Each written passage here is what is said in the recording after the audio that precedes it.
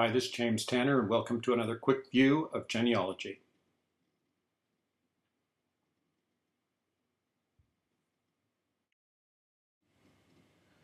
Hello. Today we're going to have a quick view of genealogy on the process of adjusting the size of photos for uploading photos to FamilySearch Photos and Stories program. I've got the Photos program on the screen, and you can see from the area where you upload the photos that there are some limitations. You can drag and drop a photo into this spot on the program, but the limitation is that the photo must be both either a JPEG or a PNG file and no more than 5 megabytes. I've heard that they may increase that size up to as much as 15 megabytes, but right now the limitation is 5 megabytes. Well, fortunately or unfortunately, in our digitized world today, there's a lot of photos that exceed that 5 megabyte limit and also are not in the format of either JPEGs or PNGs.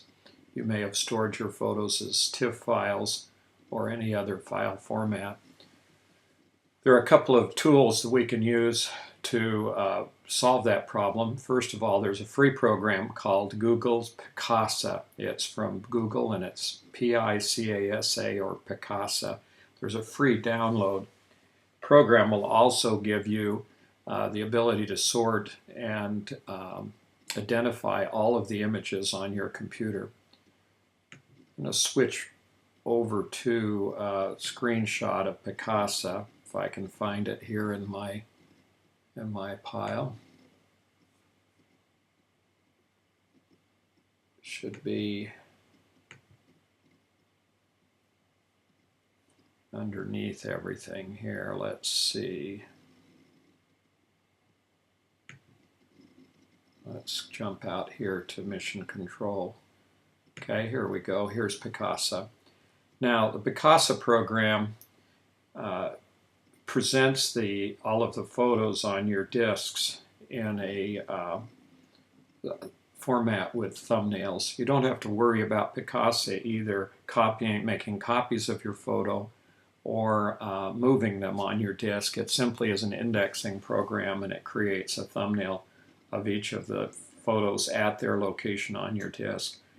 Some people are also concerned that perhaps it's making a copy for Google, but that's also not the case. Everything in the program is contained on your computer unless you share it online. Now, I can increase the size of these images a little bit so you can see what's happening here.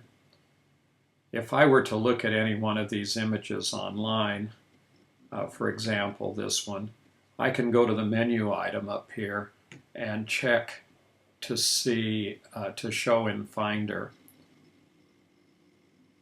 And when I do that, it gives me the location of the image.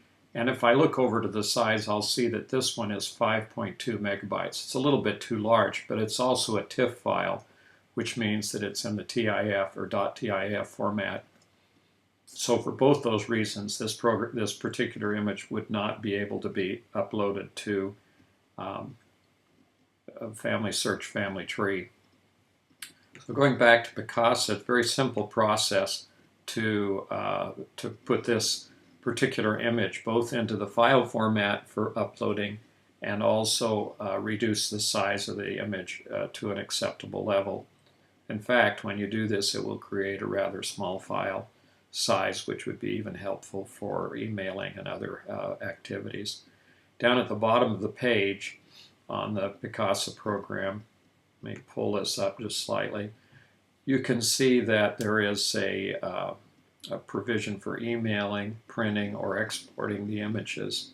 Simply by clicking on the image, in this case I'll double click to open a larger view of the image so you can see what we're working with here.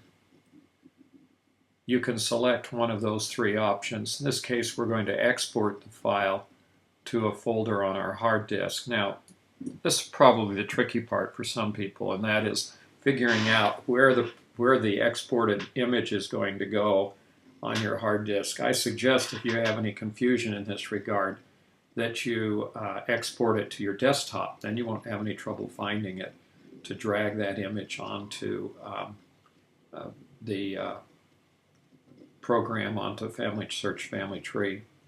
Now all I have to do in order to make this image, reduce the size of the image as well as change the file format, is click that export button. I can give it I can tell where on the program on the computer it's going to go, and I have a browse button that lets me select where that would be stored. In this case, I'm going to put it out onto the desktop.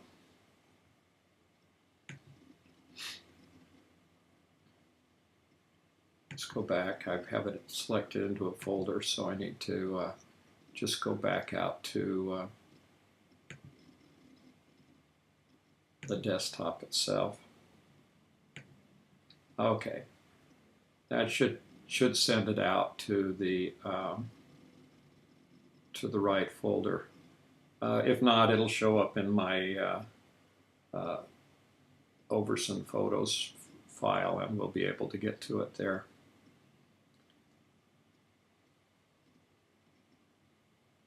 You can also add a watermark to the picture if you wish to do so, giving copyright. But I would suggest that any images that are copyrighted are not to be loaded onto FamilySearch Family Tree. By clicking Export now, I have now exported that image off to FamilySearch Family Tree, off to my desktop, and then it can be loaded directly into FamilySearch Family Tree. So now I'm going to close Picasa now. Get rid of that image, and then we'll go look at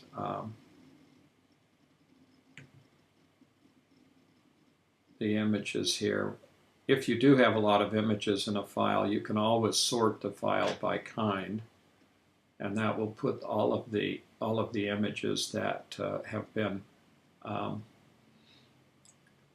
changed to one format or another into one group on in your window. That works for both Windows and for Macintosh or Apple operating systems, the OS X operating systems. I find the one that I just converted here, it's the only JPEG file in this particular folder, so I'm going to drag it off screen here for just a second and leave it. I can close this now because I don't need that window anymore. Now let me go back to another possibility. I take that same photo. I could also use a program called Photoshop Essentials. This is a commercial program. It costs about $90. Could be a little bit less or a little bit more depending on where you try to find it. The program is has a lot of different functions and features. In this case, I'm going to use the program simply for the purpose of saving this photo in a different file format. I go to the file menu for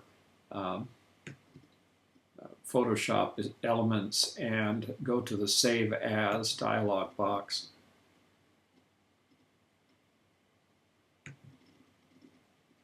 In this case, I can choose the format, JPEG, and I can also choose the name of the photo and where the photo is going to go to be stored.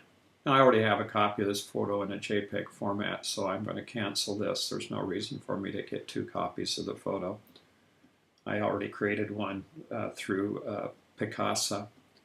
Okay, so this is a program that could be used for this simple purpose. Of course, there are a lot of other functions. You can see over here on the left-hand side all the different tools for modifying the photo.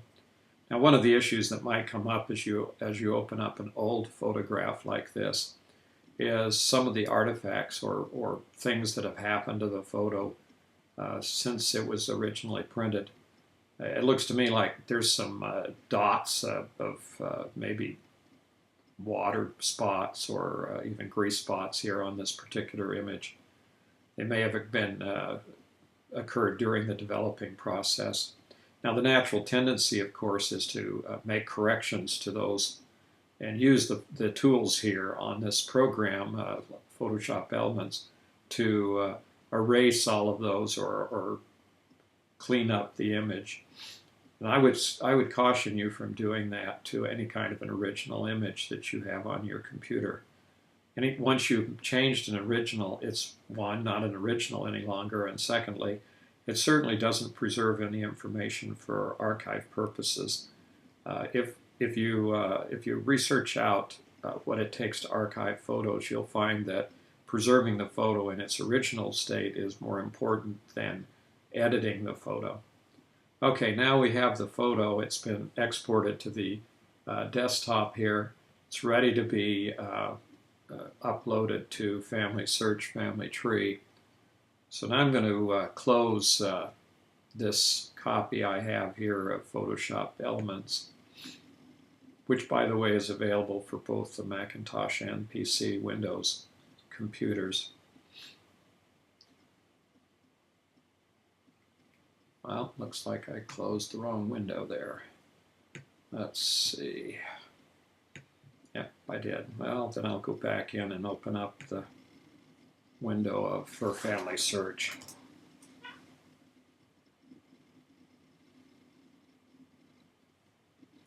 Okay, I'm already signed into FamilySearch. I'll go to FamilySearch Photos. Click on My Photos section, which brings up the place to upload the photo. And now I can upload the photo that I created in either by Picasa or by Photoshop Elements or any other program that can adjust the size of the image.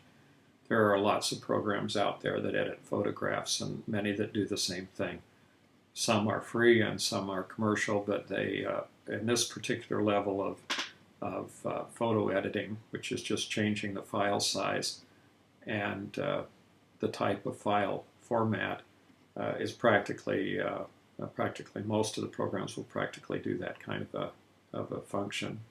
Okay, now we're going to drag the photo onto FamilySearch Family Tree. All I do is click on the photo on my desktop, drag it over and drop it into the area that's been opened here on FamilySearch Family Tree, and it will be uploaded to the program.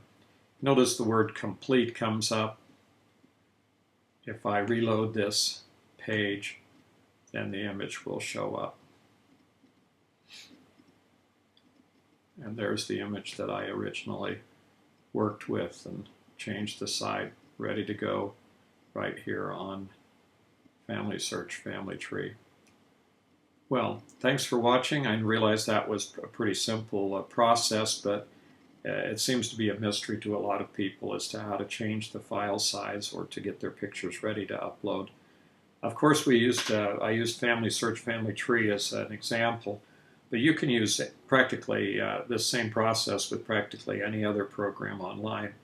For example, if you're trying to send a copy of a photo to another person by email, you may also need to change the size of the photo or even the format in order for it to be emailed properly and for the person on the other end of the receiving the email to be able to open it on their computer. There's a lot of other options for transferring photos, but this is one way that we have of overcoming the limitations of file format and file size when uploading to online photo storage programs like FamilySearch Family Tree.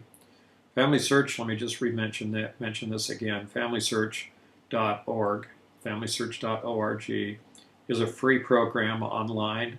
You will need to register in order to use the photos and stories option, and the registration is also free. So if you want to get ready to get started, we recently found out, in fact, if we go back to the opening screen for photos, we'll see that they now have well over 1.1 million photos uploaded onto FamilySearch Family Tree. You might be surprised that some of your ancestors have already had their photos uploaded. Well, thanks a lot for watching, and we'll see you next time on Quick Views Genealogy.